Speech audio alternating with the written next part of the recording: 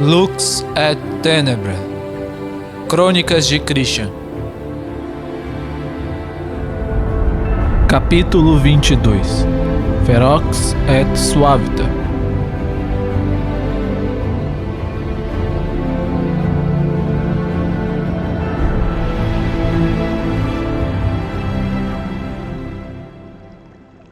Christian, que estava imerso naquele sentimento, então ouviu a voz de Arcos soar em seus ouvidos.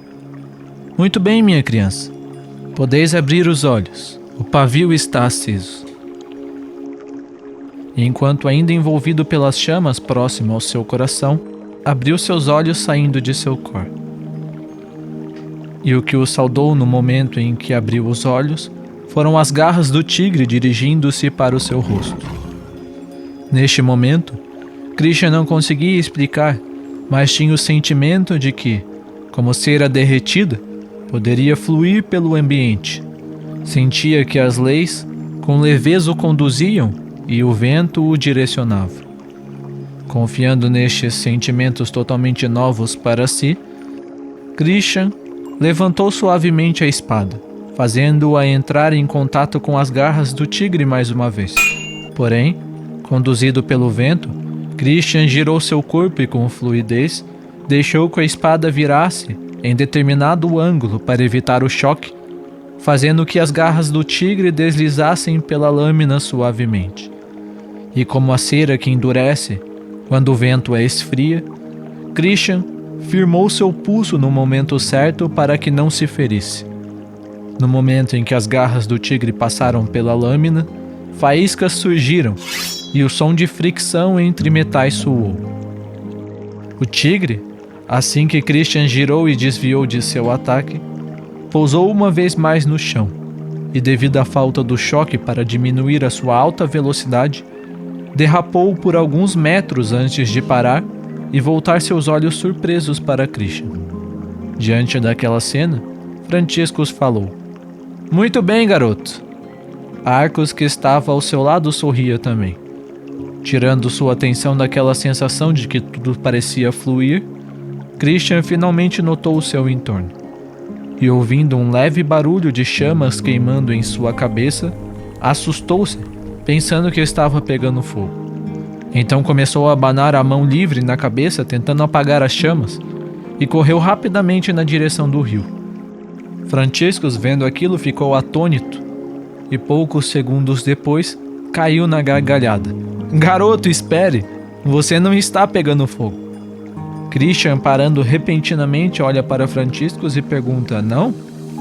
Franciscus, olhando para a labareda de fogo que queimava acima da cabeça de Christian, disse: "Bem, de certa forma sim, mas não da forma que pensas. Veja, estás sendo queimado?" Christian respondeu: "Não." Logo Franciscus continuou: "Então, pois bem, veja. Se tu és a cachoeira de cera, então neste momento, as chamas acima de ti mostram que o pavio está aceso. Entendes?" Christian, impressionado, respondeu: "Entendi. Então é por causa delas que posso fluir desta forma?" Arcos respondeu: "Sim, minha criança. Bem, já vos disse que estou aqui hoje para fazê-lo passar por experiências além de seu alcance, para que quando tentes, tenhas ideia de como fazê-lo. Saiba, criança, e deveis saber que, se tentares usar outra vez este estado para batalhar, podes não consegui-lo. Percebestes que eu soprei em vós para afastar aquelas vozes que vos atormentavam, certo?" Christian acenou com a cabeça e Arcos continuou: "Muito bem, aquelas vozes são o que tentam vos impedir que te entregues inteiramente às chamas e abrace-as sem hesitação. As vozes semelhantes à sua e os rugidos provêm das feras que habitam o seu vale. Elas estão desordenadas e a desordem do vale ecoa em seu coração.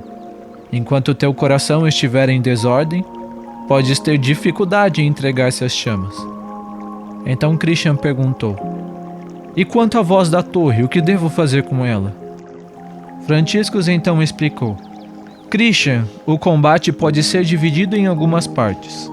Estas partes são combate corpo a corpo, que subdivide-se em 3 formas: Ferox, Suaviter e Ars Perfectus. A segunda classificação é Alten, que deverás treinar mais adiante quando estiveres pronto, na qual já vos falei que subdivide-se em Alten ínfima, Alten fortis e Status nula. E a terceira forma de combate é o poder da luz, que se manifesta através de verba ex lux, orans e palavras da vida. Então Christian falou: já ouvi sobre Alten, também sei sobre as palavras da vida e verba ex lux, mas não sabia que poderia usar orans em combate. Pensei que usaria somente na jardinagem. E também nunca ouvi sobre estas formas de combate corpo a corpo. O que são? Franciscus respondeu: garoto, orans é uma arma poderosíssima em combate, ao ponto de que guerras já foram vencidas através dela. Quanto às formas de combate corpo a corpo, elas se dividem nestas três formas, que ao passo de que podem ser vistas como três formas diferentes, também podem ser vistas como três partes de um mesmo processo. Entre estas três formas, ainda há mais uma forma de categorizar, que são as formas humanas e a forma divina, sendo as formas humanas Ferox e Suaviter, dois lados de uma mesma moeda. Ferox é uma forma de combate em que se usa agressividade para combater, quanto a Suaviter, usa de gentileza e suavidade. Ambas as formas podem ser vistas como um rio, que quando calmo, flui suavemente e gentilmente, e quando influenciado e cheio pelas tempestades, flui com força e violência, com águas agressivas que levam tudo em seu caminho. Estas são as formas humanas. Porém, como vos disse antes, Ferox trata-se de uma maneira inadequada de combater, pois quando usas de agressão, podes ter a ilusão de que vencestes o combate, mas não. Pois aquele que faz uso da agressão cede às trevas e degrada seu jardim. Ferox degrada sua alma, e quando usas para lutar, dás ensejo à escuridão para se proliferar ainda mais em seu coração.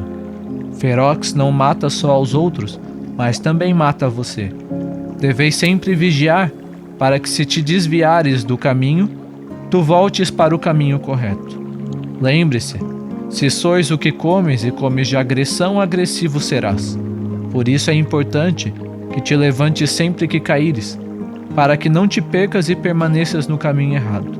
Pois se o fizer, podes cair em um profundo caminho de trevas e então já não serias diferente das bestas que brutalizam a todos em que colocam suas mãos. Entendes, garoto? Ouvindo aquelas palavras de Franciscus, Christian acenou a cabeça e então Franciscus continuou: quanto a Suaviter, esta forma busca exatamente o oposto. Esta forma consiste no direcionamento do indivíduo para a luz. Mas deve-se notar que neste estado, não importa o quão fundo alguém vá, ele jamais alcançará o perfeito manejo. Christian então perguntou por quê. Arcos respondeu: lembre-se, minha criança, o jardineiro sem a fonte é limitado, o mesmo vale para o espadachim. Franciscus, acenando a cabeça em concordância, continuou: mesmo que pratiques Suaviter, ainda estás exposto ao erro, pois já vos disse que as formas humanas são dois lados de uma mesma moeda. Para alcançares o perfeito manejo, é preciso não só que sejas um só com a espada, mas que saibas quando cortar, o que cortar e se deves cortar, pois se o fizeres no momento errado, ou cortares a coisa errada, ou se cortardes algo que não deveria, errarás e quando o fazes, tu podes acabar ferindo ou matando. A forma divina é uma arte precisa e perfeita. E como já vos disse antes, o perfeito manejo só pode ser alcançado por um só. E somente unindo-se a este um, é possível que alcances esta perfeição, pois serás conduzido e usado por ele, e serás verdadeiro portador da espada. E é exatamente disso que se trata Ars Perfectus. Nesta subdivisão do combate corpo a corpo, encontra-se o perfeito manejo, a forma divina. Christian ficou surpreso ao ouvir tudo aquilo, então Franciscus continuou: na forma divina estão a verdadeira esgrima, a perfeita arquearia, a precisa lança, entre outras artes. Este é o auge e o estado mais perfeito do combate corpo a corpo, pois unindo-se àquele que tem o perfeito manejo, torna-te um verdadeiro espadachim. Unido à espada, já não empunhas a espada, mas torna-te um com ela, e junto a ela és empunhado pelo espírito que te conduz à perfeição. Agora, garoto, perceba que enquanto não alcanças este estado e usas as formas humanas, estarás sujeito aos dois lados da moeda. Digo que as três formas são partes de um mesmo processo porque, como o ferro que é forjado no fogo, deveis se temperar nas formas humanas por um tempo de sua vida até que alcances ars perfectos, ou não. A questão é que, quando alcançares este estágio, tu te tornarás uma belíssima espada, mas enquanto não o fazes, ainda estás sujeito ao fogo e às marteladas. A questão é que, aquele que estagna sua prática em ferox, torna seu caminho para alcançar o terceiro estágio ainda mais difícil, pois é como alguém que tenta se forjar sem o fogo, somente usando o martelo, e uma vez ou outra colocando ferro ao fogo, enquanto que aquele que pratica suaviter visa preservar sua alma da escuridão, colocando-a ao fogo para moldá-la e enfim torná-la uma espada. Muitos que se aprofundaram no caminho da forma divina, que estão firmes no perfeito manejo, já andaram em suas caminhadas por caminhos errados como ferox. Deveis ser prudente. Se não vigiardes, podes facilmente se desviar do caminho. E é importante que não deixes que a moeda permaneça do lado errado. Se a tempestade passar e virar a moeda, vire-a novamente para o lado correto, ou pode ser consumido por ferox. Somente assim, realmente vais te fortalecer e forjar-te. Krishna, ouvindo tudo aquilo, acenou com a cabeça e Arcos então falou: Quanto à voz da torre, criança, não podes combater forças que estão além de vosso reino com armas humanas. E a não ser que tenhas alcançado a verdadeira esgrima, ou que tenhas alcançado status nula, tuas forças não seriam suficientes para afastar estas forças. Elas estão além de tua compreensão. Por isso, deveis confiar em forças que possam lidar com elas. E é no poder da luz que deveis confiar. Assim como antes, minha criança. O poder não chama-se poder dos homens, mas poder da luz. E é neste poder que podeis confiar. Então Franciscus prosseguiu: Além disso, garoto, armas humanas mal fazem efeito nos mortos, quanto mais no alto escalão das trevas.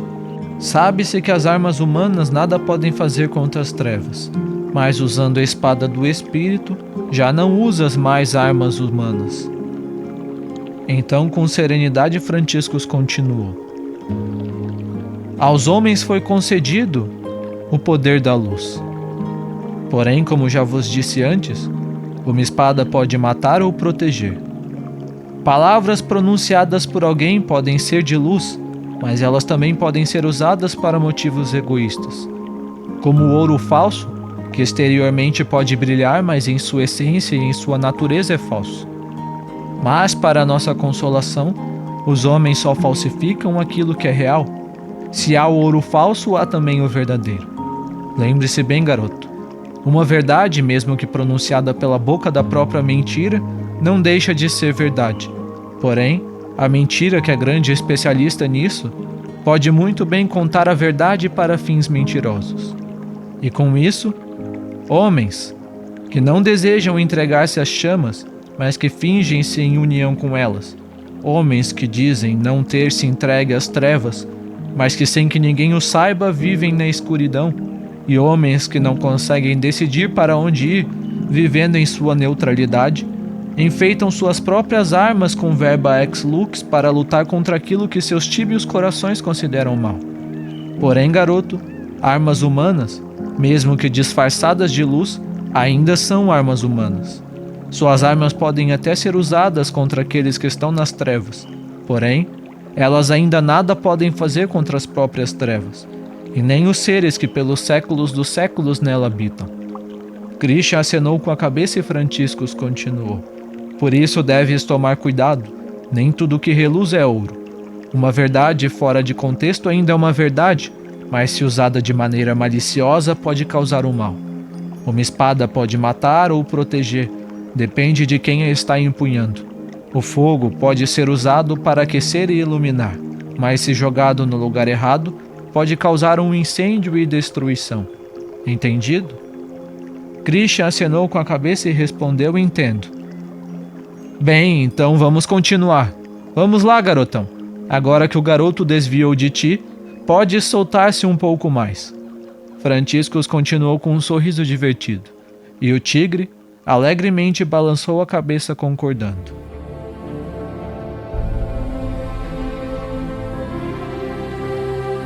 Próximo capítulo: Garoto versus o garotão.